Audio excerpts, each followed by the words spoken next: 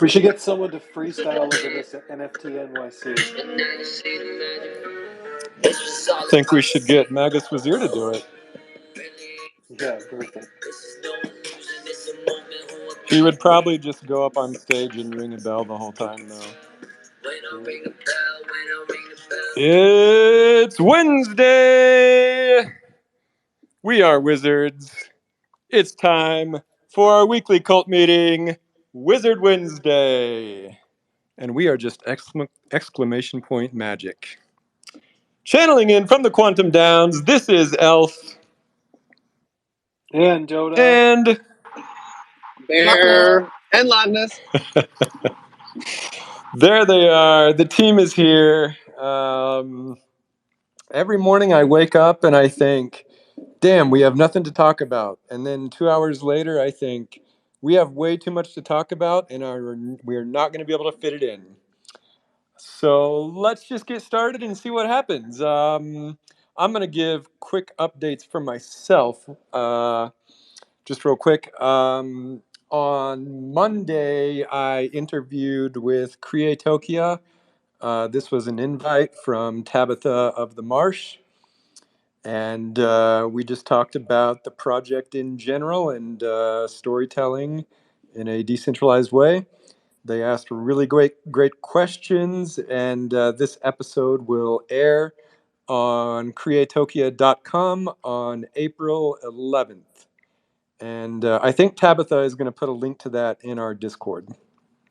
And then tomorrow, I will be doing an interview with an indie film about NFTs. This film is called Nifty the Film. It's scheduled for festival release in Q3 of 2023, so right around the corner. And this film is actually partly sponsored by Coinbase. It sounds really cool. A lot of other well-known NFT people will be in it. And what's interesting is the producer told me that many of them want to remain anon, so they will be fully represented by their avatars. I think they're all going to be like mo-capped, and they're going to have a CG representation of themselves in the film, so that'll be interesting. I myself, I don't believe will be portrayed as a little wizard goat. I think my actual face will be showing in this film.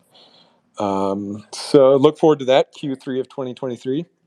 It's called Nifty the Film. Couldn't be me. What's that, Dota? Couldn't be me. Dota is still a nun.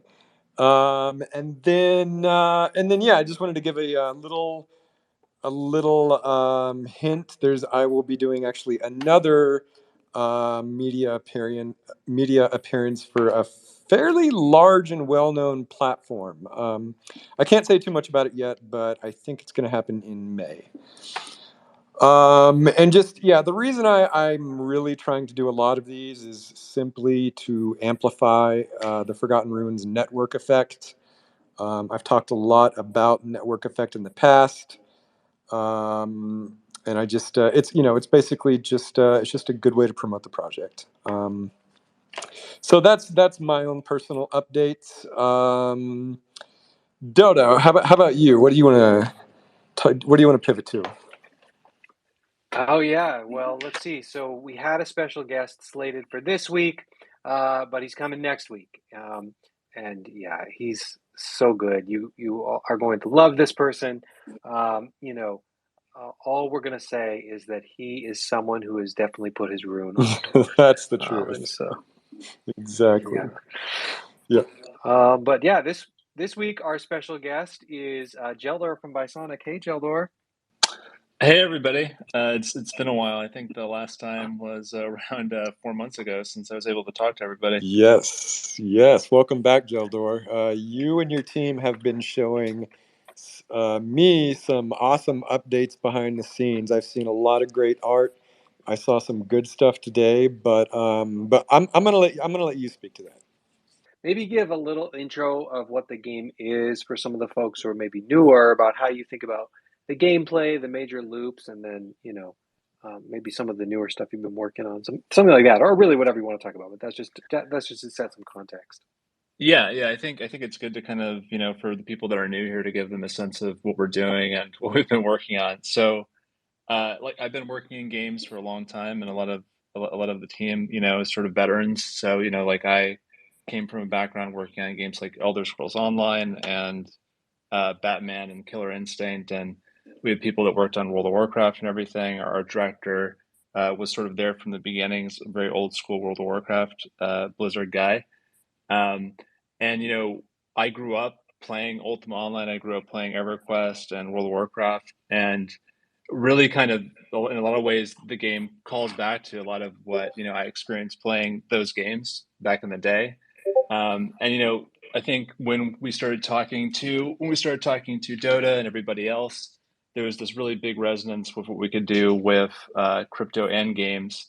Because when I was playing Ultima Online, when I was playing EverQuest, we saw something kind of crazy happening where people were, getting items in the game, and then they were going on eBay and selling those items. We had gold sellers. We had a friend that ran MMORPGwarehouse.com, right? And he had a team kind of in China farming gold, and then he was selling gold packs and all that stuff. But you had this kind of player driven economy and people selling items and all this stuff going on. But then the platforms, the people that were running EverQuest, people that were running Ultima Online, it didn't really like work out for them because the business model wasn't there. So you had all these players making money off the game. You had all this crazy stuff going on, and they kind of went on the attack. They started banning people. They started getting eBay listings taken down. They started trying to go after gold farmers and finding ways to detect them in an automatic way to ban them, right? It was kind of this war, and it eventually, there was a lot of interim steps where people tried to do things like EverQuest at some point tried to do a marketplace where you could buy items and everything with real money, but it eventually kind of shook out kind of into free to play, right?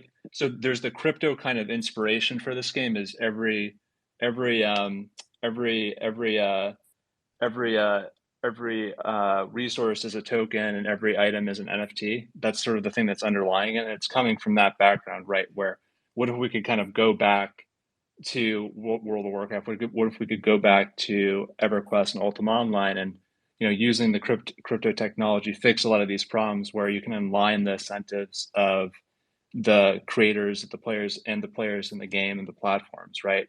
Because now you can get an item in the game, you can, kill a monster, you get that item and you can sell it on a secondary marketplace. And then everybody kind of benefits. The players benefit from the value creation that they're having with the world, and the platform's able to benefit as well. So that's sort of the crypto angle to it. And that's, the background that it's coming from. And then for the game itself, right? Like there's a couple big pillars to it. One is this sort of traditional MMO grinding. You go to a dungeon, you go to an encounter, you group up with your friends. So we're having real time multiplayer where you group up with your friends, you go to a dungeon, you kill monsters, you get rare materials, loot, and you level up, right? And you take that back to town and you buy better items, you craft better stuff, and there's that big core loop, right? The other thing that we're really excited about, especially with the community aspects, in the cult and just in general, is this notion of land. So being able to buy a land token that gives you actually uh, ownership of land in the game. So one thing, right, that sort of has, I guess, disappeared kind of over time is the idea that you have non-instance ownership of land in a game. So lots of back in the day of Ultima Online, right? You could put a house in the world, and then anybody could walk up and see that house. Lots of games have kind of gone more towards the direction of you have a floating island in the abyss, kind of, and that's sort of the land that you bought. But something that we're building right with this game and with the land is the ability to own a piece of the land, build a house on it. So that can be anything from it's my sort of little retreat on the Dream Master Lake, and you can customize the appearance of the house. People can come over and hang out with you in the house. Everything from that sort of small, like little house to you building kind of a village with your friends and building a forge, building a clan or a guild hall, and inviting people over, right? But everything from just the small scale to like the big scale of a city, and having those buildings that you build be the engine that drives the economy of the game, that lets you craft items that you can sell in the secondary marketplaces, that you can trade with your friends.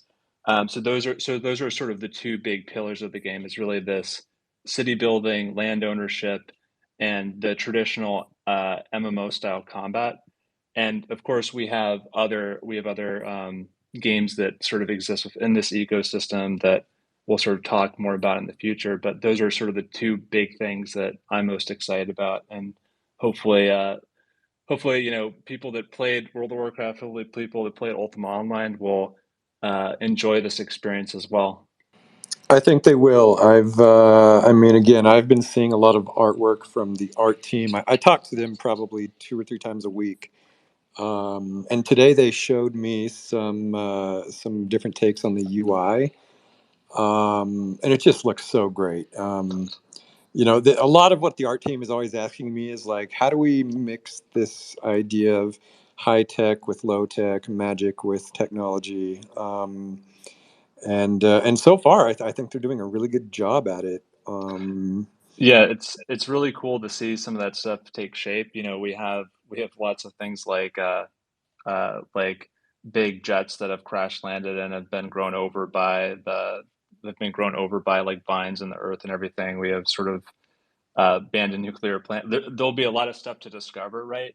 Yeah. And that's sort of what we're kind of working towards, right? Is the first big thing is going to be this land sale, and I know that the cult kind of announced that it'd be around June. So what that is, right, is we're working towards something where we're going to have most of the known map walkable, right? And you'll be able to mint land and own a piece of that world, right? So you'll be able to get a piece of land potentially that is, near the Hedge Wizard Forest. You'll be able to get a piece of land in the desert. You'll be able to own a piece of that world and walk around in it, and that's sort of what we're working towards for this public land sale. So right now, a lot of the work that's going on is really building that world.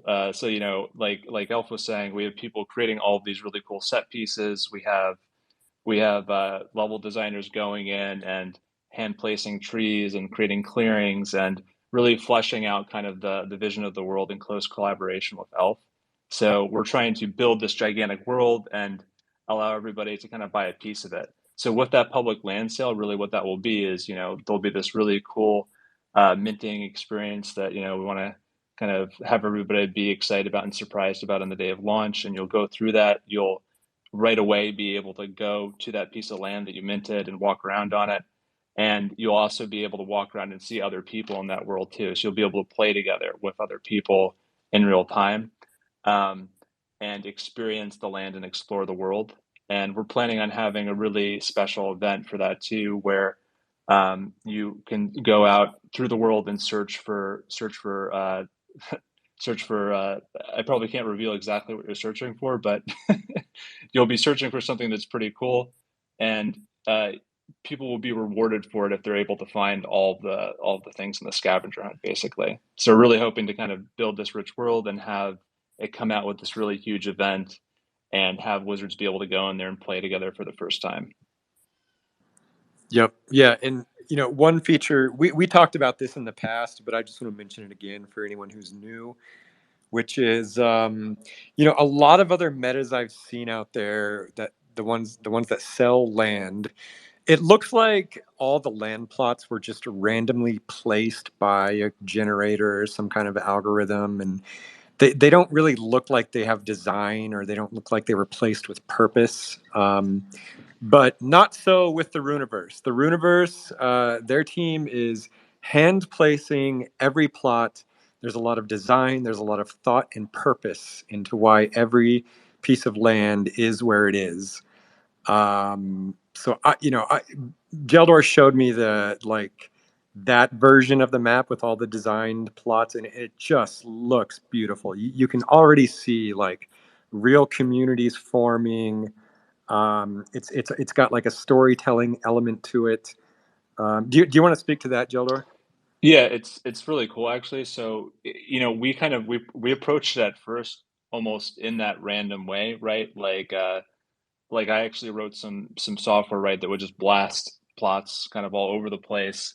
And when we actually got that in game and tried to walk around with it, it just it was kind of clear that it just wasn't going to work, right? It looks kind of like random noise, right? Even when you're up in the game and playing around with it. Yep.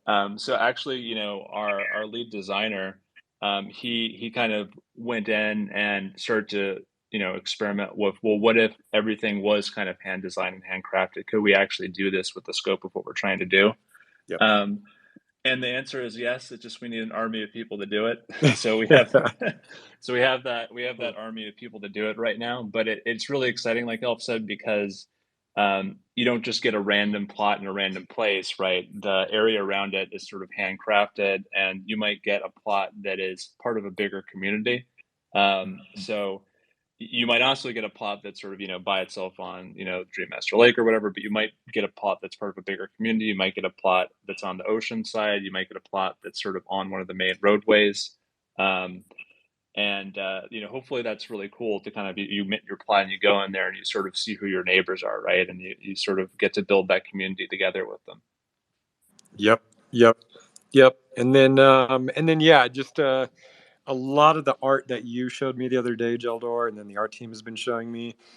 Probably my favorite thing about it, not just that it looks great, it's that just the art itself carries with it such a storytelling component. You look at the art and you immediately get a sense of why this world the way it is. You get a sense of the history behind it. You get a sense of who lives here and what these people are about and what their culture is. Purely just through the set pieces on the landscape. It just has so much information, and your art team has just really been doing a lot of just really creative world building, and I think it's going to be so much fun to just explore all these different set pieces. Yeah, I think that's something that's really exciting about it. And I think, as game development proceeds, as the public land sale happens and everything, it will be something where just like the community is bringing depth to the lore, like more broadly, right? They'll be bringing that depth to the game too, right? The game is going to be ongoing. It's going to be developed with the community, right? So we're going to see, the stories people are telling about the world, right, take shape in the game too, and see that kind of universe be enriched, not just by people playing it, but by the stories people are telling about it, and being able to see that kind of that thing come alive in game. We're totally excited about the idea, right, of somebody telling a story about something that happened, right, and then that kind of becoming, an asset that gets made for the game and everything, right? And hopefully that will be a really cool experience to sort of see the world be created and shaped in that way. Yep, exactly. We've got some questions from the cult. I asked them. I said, folks in Discord said, "Oh, any questions for Jeldor?" So there's a couple. I'll ask them to you. One, O has a question. Says, "Will the Runiverse game be open to warriors and souls to enjoy from the beginning, or will there be some catch up time?" And I think the answer there is there'll be a little bit of catch up time. Like I don't think we're going to have everything on day one. Yeah, there'll be catch up time. We're trying to kind of schedule that out and figure out exactly how that's going to work and when it will line up. But I mean, definitely in the future, especially as we get to the land sale, we'll try to communicate those timelines to everybody. Um, that being said, that doesn't mean that you won't be able to play, right? Like part of this is sort of that you can play without a wizard even, right? Or without a warrior. Like we have a generic kind of character creator where you can create a character and play as that character in the world. So everybody will still be able to participate, but we just might not have those, essentially cosmetics available yet to play as that warrior right away at launch. Cool. SPZ asks. He says, "Are all the plots the same size?" All the plots are not the same size, so we kind of have it going from 8 by 8 to 16 by 16 to 32 by 32 to 64 by 64 to 128 by 128, and the plots themselves are kind of it's not like if you have an 128 by 128, it's inherently better. It's basically just bigger, and it being bigger, right, allows you to build more infrastructure to create something that's more like a city. Whereas if you have an 8 by 8, physically what you can fit on that is something that's more like a house for yourself, right, or some gathering stations to kind of get the yield out of the ground. So it's talking about going from, personal house to cities, and then between, we're talking about kind of like a place where you could build your guild hall and everything. So SPZ also asks, for the plots of land, do they all have a house? The plots do not come with a house, so there's a system for basically building a house, and to build a house, you have to use in-game resources to build it. So the house isn't intended to be like another, like you don't go and buy like an NFT for the house to build it, but you get in-game resources like gold and stuff like that to build the house. Cool. So then there's some questions about the battle system. The One Who Rings says, will the game have classes? The game is classless with levels, but designed in a way where the abilities do if you put them together in a certain way, resemble class archetypes. So the kind of group based encounters will the goal is to design them in a way that would be kind of familiar to somebody that plays a group based MMO like EverQuest, where naturally you have some people that end up doing kind of damage dealing and tanking and utility kind of support roles. Cool. And then Dr. Pavlovsky asks, does every wizard have its own leveling? Or is it tied to your wallet? Or is it tied to a wizard and you can trade it? Does it keep its levels? How does that work? So the wizard NFT is basically giving you a skin that you can use to appear as that wizard and as that identity with that name kind of in the game. Um, and that's sort of how it's broken out. So the item is something that is allowing you to represent yourself as the wizard in the game, but the level doesn't transfer sort of with the NFT, if that makes sense. It's kind of a separate concept. I think that's most of the questions. Oh, there's one more question, which is, what is something in the game that you are most excited about that we haven't talked about yet? That's a hard one. I think I've talked about the stuff I'm most excited about. I think the thing that's really, really cool is the city building stuff. I mean, this is coming just, from somebody that played Ultima Online, right, where anybody could put down a house and everything, but there wasn't really attempt to give people the tools to really manage a city. So something that we're doing right is we're trying to give people this rich set of tools that's almost like Discord permissions for the plots that they own.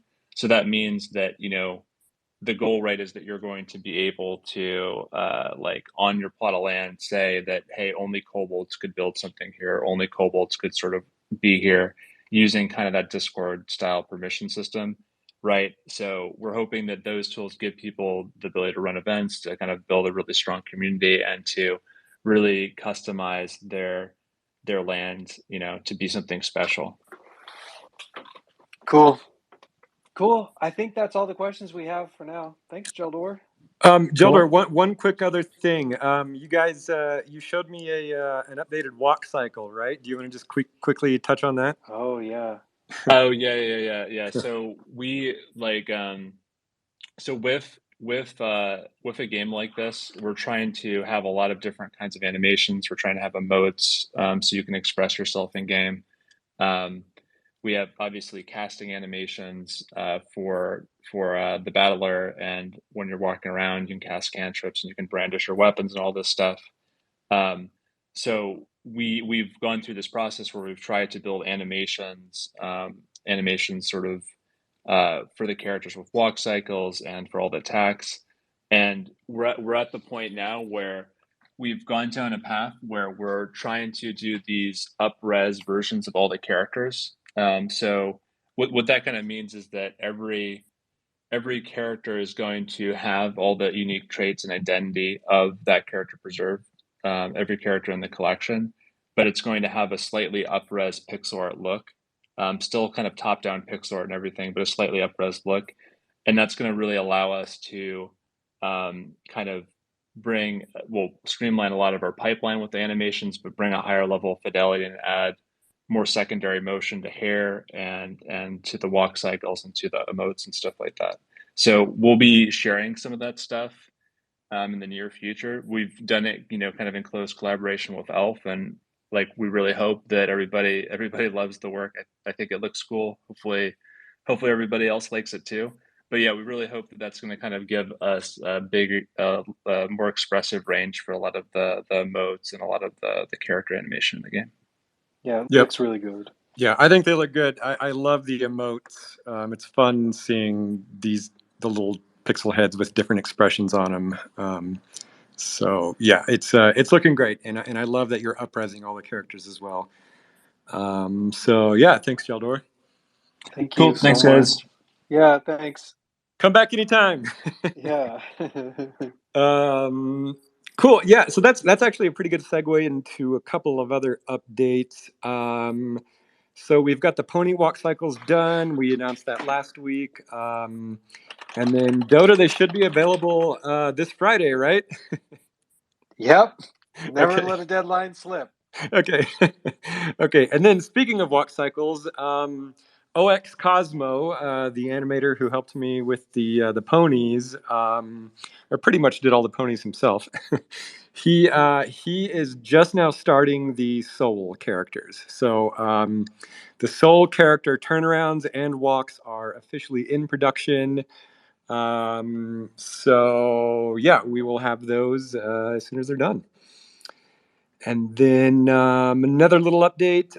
So, guys, check out our YouTube channel. We've got a lot of new animation on there. Our team member Molly has been animating a lot of the Book of Lore stories. And there's probably the best stuff on our YouTube channel, honestly. I mean, they're just so great.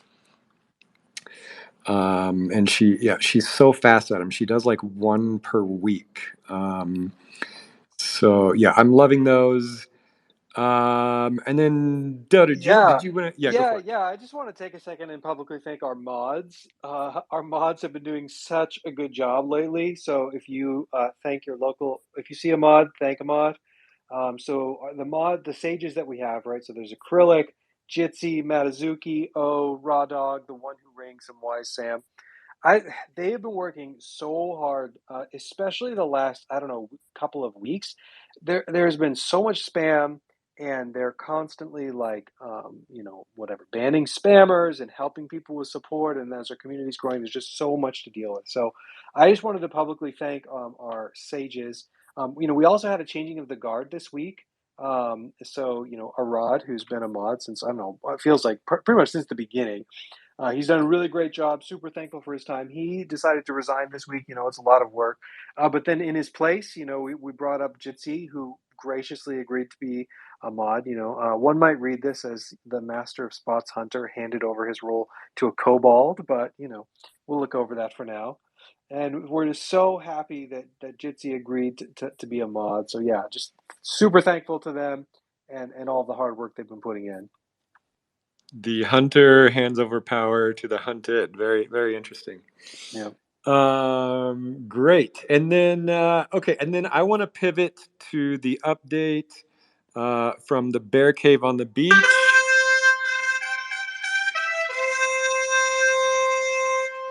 Okay, that sound effect is so cringe. I would love if Bear Snake and also Loch Ness could give us. I know they have just a lot of things to talk about. So whoever wants to go first. Go for it, Locke. Okay, sweet. Hi, y'all, and thank you so much for having fun with me and the riddles for rescuing the ponies. I know there were a few hiccups, but we will launch our next riddle today and also have for riddle 7, which kind of got lost in the quantum downs, let's say, do a re-roll for that on the last day. So that's a pony update. In terms of the Bear Cave, I visited the Bear Cave yesterday, and Bear and I got chopping on the NFT NYC planning, which is really exciting and fun. Very, very excited to see all of our ideas come to life, and excited to see the entire cult in a different light in terms of just being able to experience the Runiverse IRL. Let's just say that. Speaking of IRL, the folks who are here on the west side in LA I'll see you in a few hours. We will be meeting at Boomtown Brewery. We have a little roped off section, so if you get there, just say you're with the Wizards. And yeah, we'll take care of you. Lastly, we are dropping the Warriors honorary poll. There's been a lot of talk about Warriors and honoraries. So we're going to give the cult an opportunity to vote their top 5 folks. And from there, we'll have a poll voting, choosing the top 20 from that and voting on the top 10. So we'll be creating 10 honorary warriors for the most notable cult members as nominated by the cult. And so shortly after. Fun. Yeah, super exciting. So yeah, we want to see you guys campaign for yourselves and vote for yourselves. I'm going to be dropping a type form on Twitter like right now. And let me know if you have any questions. Bear? Gosh, I feel like I have a bunch of boring stuff that I could talk about, but I don't think it's that exciting. I know that we gave a little sneak peek to one of the many different merch items that are upcoming. Some people, it seemed like for the most part, people really dug this jacket. And, there'll be more coming in terms of how to order that. There's a lot more merch sort of on its way as well. Um, Transparently, we did a pass of designs, and we felt like maybe we could step it up a little bit more and try some fun things and maybe take a little bit more risk. So we're sort of back and looking at a couple different new designs. But beyond that, just a bunch of calls and meetings that hopefully we'll be able to talk about soon. But I also just want to give a shout out to Locke, because this whole pony contest was her idea.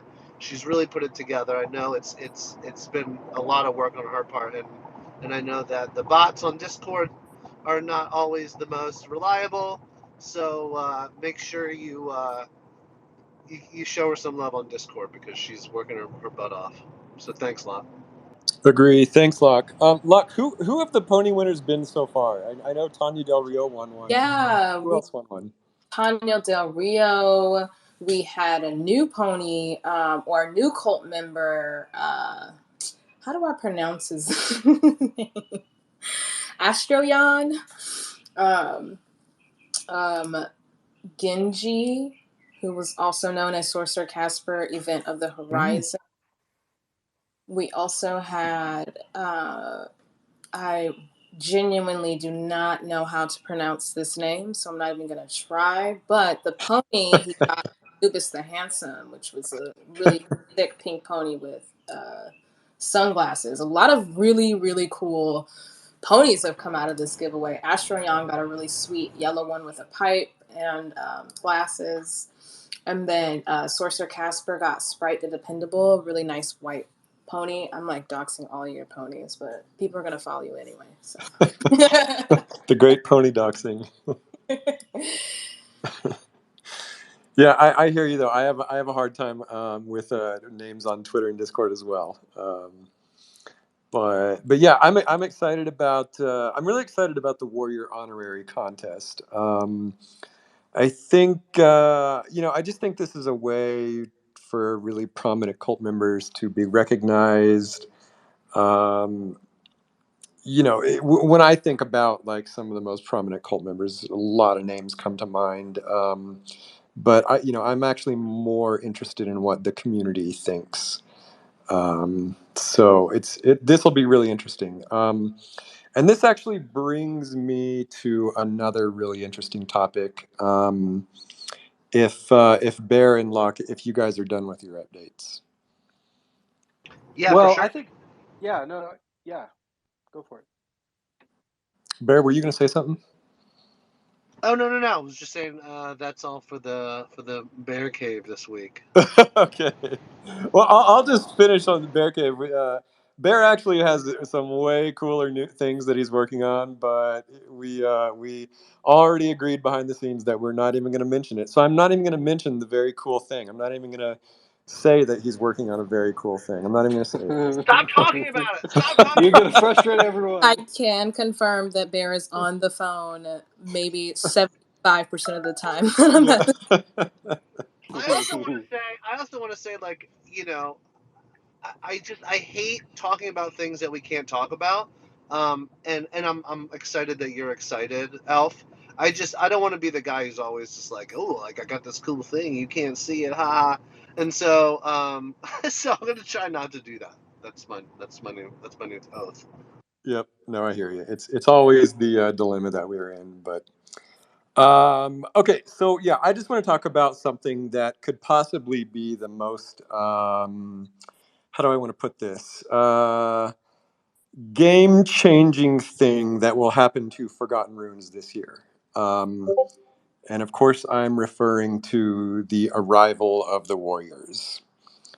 This is going to be a very interesting event. And it's probably going to transform the community. By how much, I don't know yet. And furthermore, I imagine that many wizards will want to play the role of warrior as well. I imagine you'll want to switch in and out of that depending on your mood or inclination. But I'm very curious how the dynamic between the wizards and the warriors will play out. What I'm hoping for is that we see a lot of parallels between or parallels to the traditional trope of the wizards and warriors dynamic. So in art and literature, the wizards were generally established first. They were usually the wise elders with deep knowledge of lore and history. And I see this in our own cult. You all have been here for a very long time. You're well established. You're well versed in all the ways of the cult. You all are the originators of the lore. You all began world building before anyone else. And so, also in art and literature, often a young, naive warrior will come bursting onto the scene, swinging an axe and stealing the spotlight. And I'm really curious how the cult is going to handle these newcomers. Will there be drama? Will there be tension? Or will there be camaraderie? I'm sure all three. Will the wizards mentor the warriors? Will the warriors, through sheer brute force, dominate the Runiverse? I don't know what the future holds, but I know it will be interesting. I know that this new faction coming to the Runiverse is going to be significant. And so if you as a wizard feel any sort of apprehension about this, the best advice I can give at this point is lean into what makes you a wizard. Lean into the genre, lean into the role play, lean into the exclamation point magic. Being a wizard was never easy. Wizards live for thousands of years. They see ages come and go. They see new alliances, new enemies, new paradigms. And the best wizards endure all of it and become wiser through it. And so the arrival of the warriors will be a real chance for you to show your true hat colors. And we at Magic Machine will be there in the background doing what we can to world build around this, to encourage alliances, teamwork, and collaboration. And I think you will find, as in the whole history of this genre, that the alliance of brains and brawn, swords and sorcery, might and magic is extremely powerful. It's an unbeatable and often triumphant pairing. NFT projects are all about community. And so, what happens when you build a community based on this timeless, classic archetype? Because the arrival of the warrior's might is inevitable. And the wizard's response to this, I hope, will be magic. So, Dota, Bear, what do you guys think of the arrival of the Warriors is going to bring with it? One of the things I think a lot about is structuring the drop in a way that kind of like achieves the right goals, right? So the like sort of headline one that kind of gets thrown around is this idea of like, well, I we really really want to do a TV show, and TV shows are super expensive, and even just because you like have the money doesn't necessarily mean that you are guaranteed to get it. But of course, the money makes the conversations a lot easier.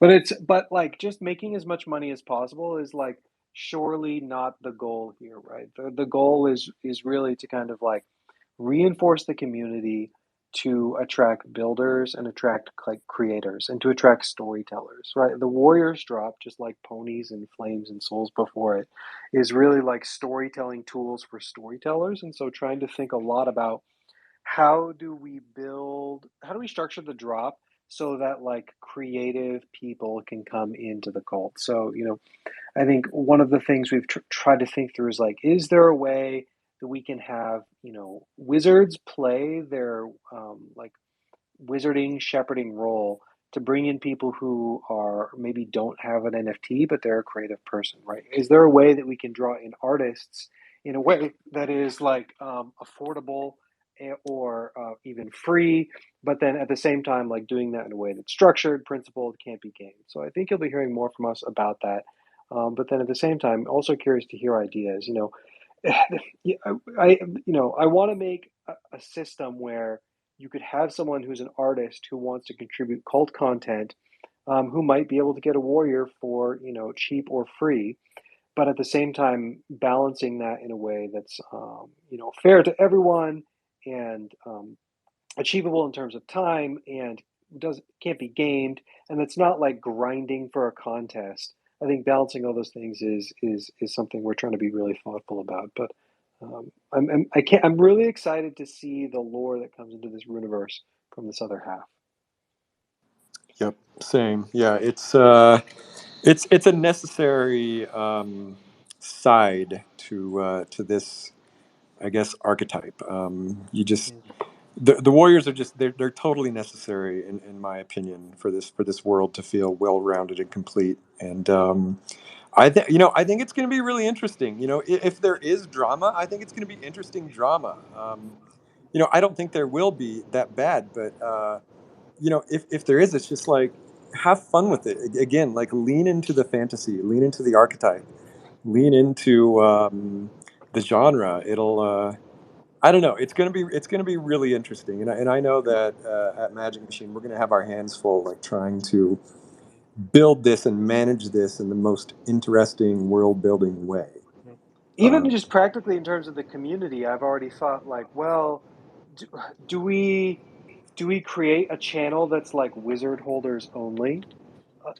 How do we think about that? On the one hand, it's like, yes, that lets the like kind of OGs stay um, stay within their own group of people that they know, and like if there's all this new noise from a new drop, then people can kind of stay within their own little shire.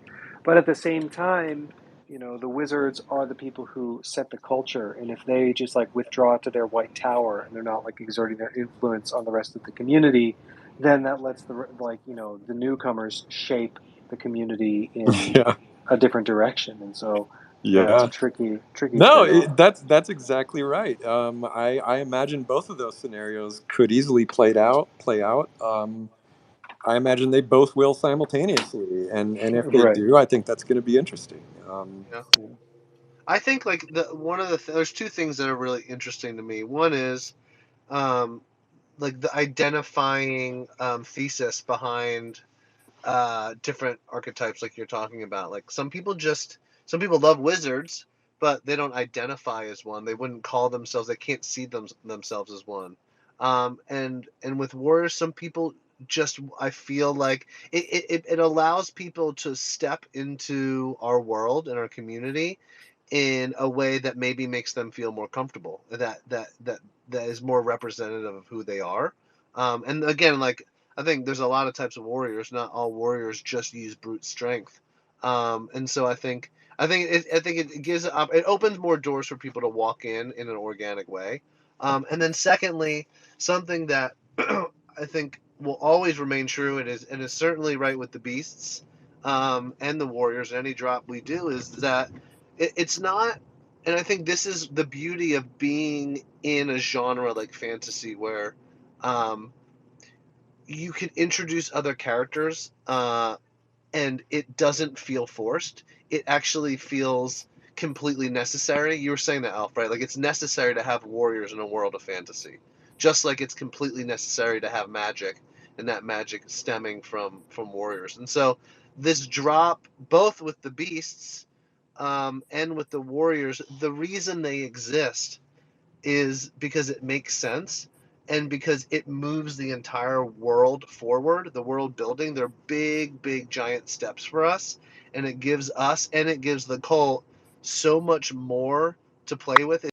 It's more clay on the wheel. It's more um, puzzle pieces to put together. And so that's, to me, it's like it's not, we're just not doing it to do it, we're doing it for a reason. And that gets me really excited. For sure. Yep. Speaking of world building, let's shout out some cult content. There's been some really good stuff this week. I shared Uh, 18 tweets in the space. Awesome. Yeah. So right at the top, our man Oz with just an amazing pixel painting with my friend's art called "The Last Wizard Wednesday." And you just look at all the little details. Like I looked at this image for a good 10 minutes and I found all these like fun little details. It's got Marie Laveau in it. It's got the video ghost. It's got They're like serving jelly donuts at the Last Supper. yeah, exactly. I love the unicorns and the little hummingbird sitting on the gold bull staff. It's so many fun details. Yep. Oz is just always turning out great stuff. And then speaking of another legend, Dr. Poplovsky with a really horrifying mushroom head. I love how he said, "Who says fungi heads had to be cute and innocent?" And he's got like a really monstrous one. So that's a cool new take on the fungi heads. And then minimumwave.eth with this really cool ukiyo-e print inspired illustration of his wizard. I think it's made by somebody named Haha Robin 00.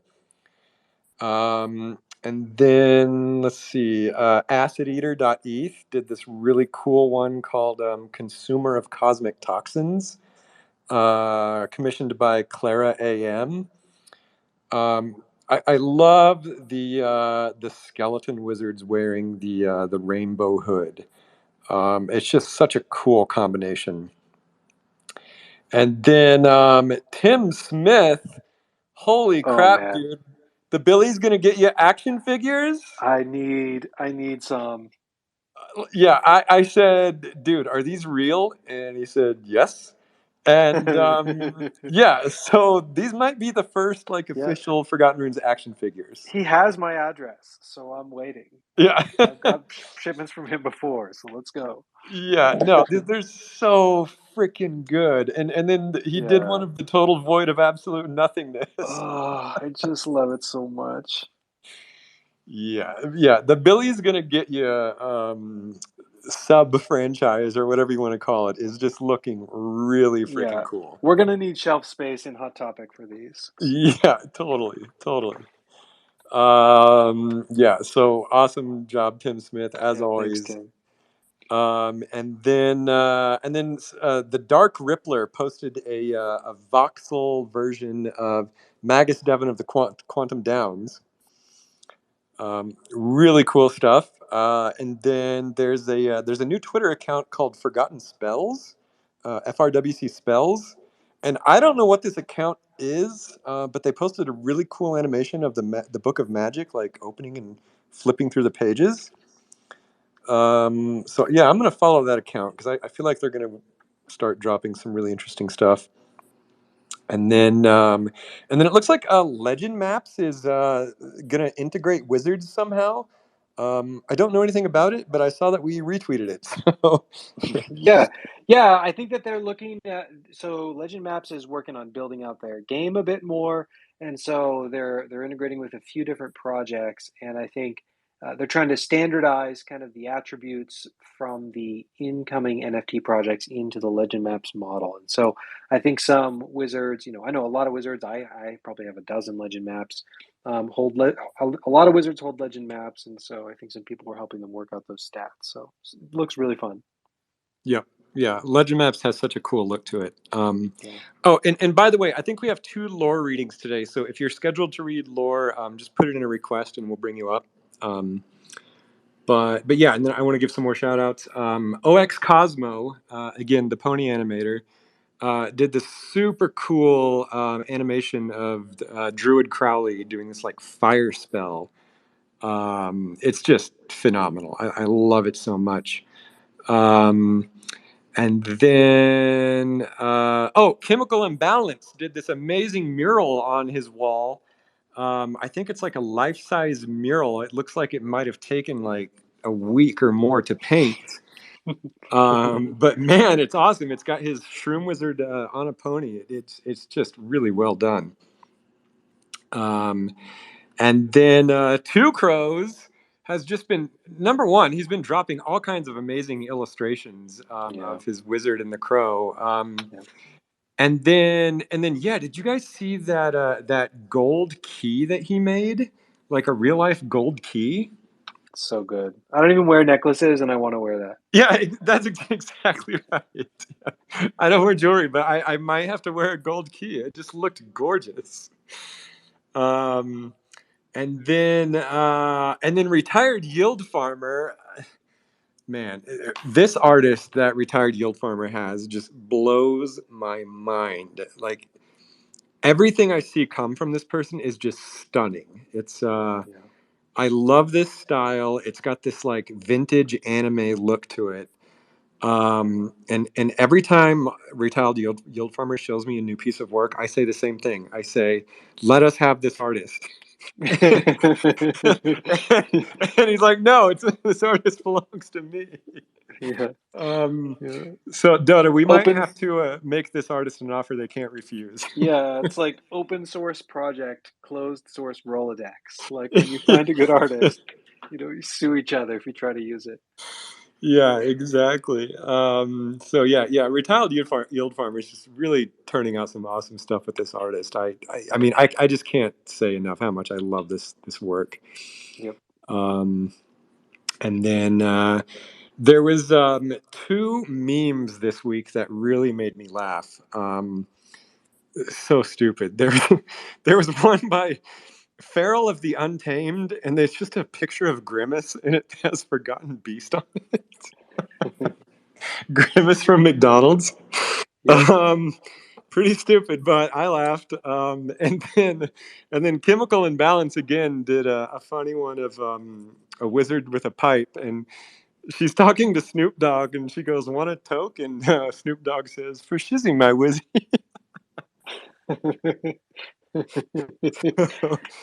So yeah, I think I might do a weekly segment, whichever meme makes me laugh the most. You guys can do one as well. But yeah, I think that might be it for the cult content. Oh, Matatsuki Magus Devon posted this freaking amazing handmade plushie that I don't know who made it. Maybe it was Brad that made it. I'm not sure. But did you see the plushie, Dota?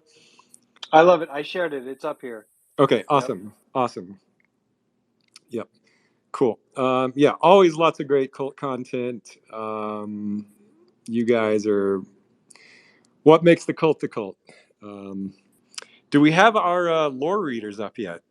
We have Sizzle up. Hey guys, how you doing? There's Sizzle. Okay, hey, welcome. Thank you. Welcome. Yeah, excited to be here. I had initially was supposed to read some lore like back in the day when we first started doing some Wednesdays. That's the word. But we had run over content, so I figured I'd try and make up for it a little bit now. Great. Yeah, I've got a kobold, right? Part of the horde. So when I initially did my my lore piece, this was back before the Great Burning, so lots happened in real life, but also in with my dude. My dude is my character is the Shadow Mage Nixie of the Riviera. He's participated in the Great Heist. He's joined the Milk Guild, and he's got a couple ponies and some friends. And this has all happened that I've been intending to include this into the lore, but haven't done it yet. So I think I'm just going to hold off at this point and read what I had from the beginning. Quick question. When you say Sure. the Great Heist, are you referring to the big potion operation? Oh, yes. Oh, legendary. Oh. Okay, awesome. So I've What got is your wizard's number? that would be, let me double check that, 3, 4, 6, 7.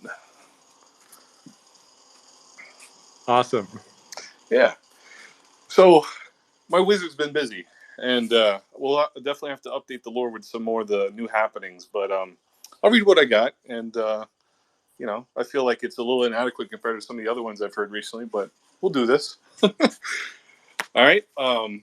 This is the lore of Shadow Mage Nixie the Riviera. Many moons ago, Shadow Mage Nixie settled in the Riviera. Despite his best intentions of staying secluded in the shadows, he still managed to make a name for himself throughout the land of wizards and magic. While many know of Shadow Mage Nixie the Riviera, ironically, not many people know much about him. He settled in the Riviera one day, is a respected member of the Horde, travels the roads with Bella, his bliss cat, has some sort of connection to Saturn, and is one of the few wizards to possess a bone staff. While Nixie often keeps to the shadows and doing kobold things, he does enjoy visiting his friends, Artificer Jabbar of the Steep and Alchemist Aiden of Avalon, where they enjoy some mischievousness and friendship. And that's all I've got. Like I said, a lot more to update. But the two wizards I named in there were actually my buddies that got me into this project. It's my first NFT. I absolutely love the community.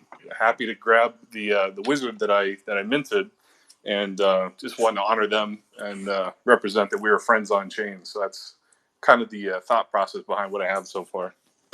No, I think that's great. I love when wizards connect with other wizards through their lore.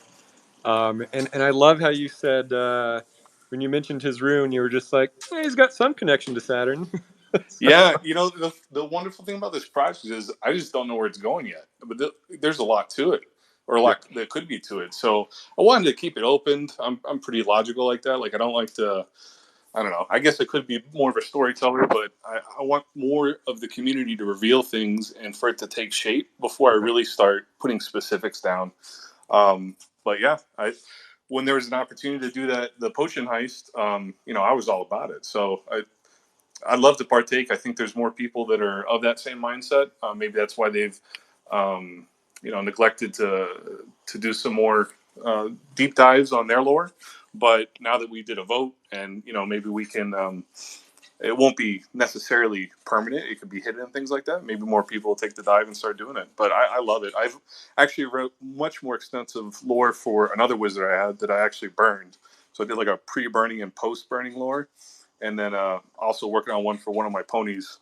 All the ones I plan on keeping long term. So kind of cool. Yeah. Great. Cool. Thank Glad you, you're having Zizzle. fun. Yeah, Thank you. absolutely. Thanks, For guys. shizzle, Appreciate my it. Zizzle. Is the second lore reader not here? Yeah, no, it's Red Robot. He's here. Oh, Red. They're Oh, there here. you I are. don't know Yeah. yet. I don't want to assume. Hey guys. Hey. Hey.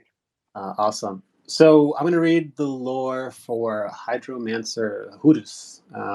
It's actually my second Dream Master. My first Dream Master was how I got into the project, and it's funny. It's actually a good introduction to the culture of Forgotten Wizards because it was actually a wizard that Tad bought 30 seconds before I hit purchase, and he was kind enough to sell it back to me. Good old Tad. Good old Tad, stand-up guy. Yeah. And for reasons we won't get into, that Dream Master had to then move on a few months later. So when I saw an opportunity to get a second Dream Master, I had to jump on it.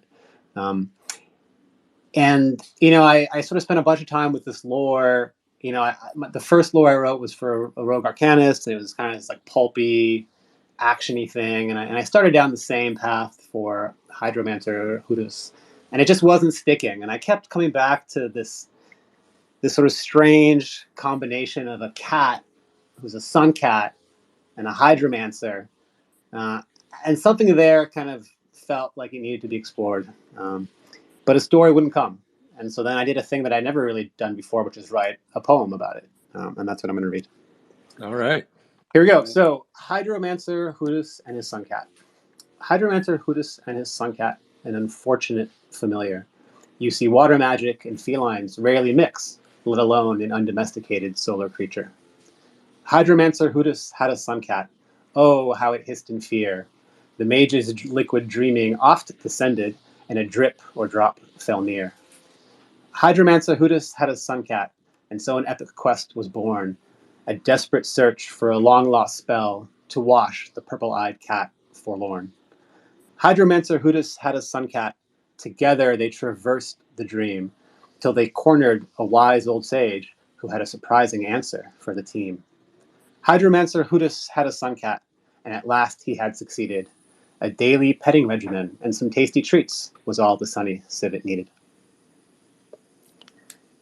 And that's Beautiful. That is great. You know what I Thank you. love? I love the wizards that have these built-in conflicts. These two things that should not belong together, like a hydromancer and a cat, and not only a cat, but a sun cat. The one creature that would not want to be with a hydromancer. it. I thought that was So, funny. yeah, that's great. It's fun because like a lot of like traditional storytelling wisdom will just tell you that where there's conflict, there is story, and that's pretty much all you need to tell a story is just some kind of conflict. And so Hydromancer Hudus and his Suncat definitely have some deep-seated conflict, and I hope they work it out. Thanks, guys. Thank you. Dota, Locke, do we have anything else? I think that's it. Yeah. I think so. All right. Well, channeling out from the Quantum Downs, this has been Elf, Dota, Loch Ness, Hydromancer Hudus and his Suncat, Zizzle the Kobold, and Bearsnake. GN, everybody. Good night. I got the magic in my palm. It's getting tragic when I'm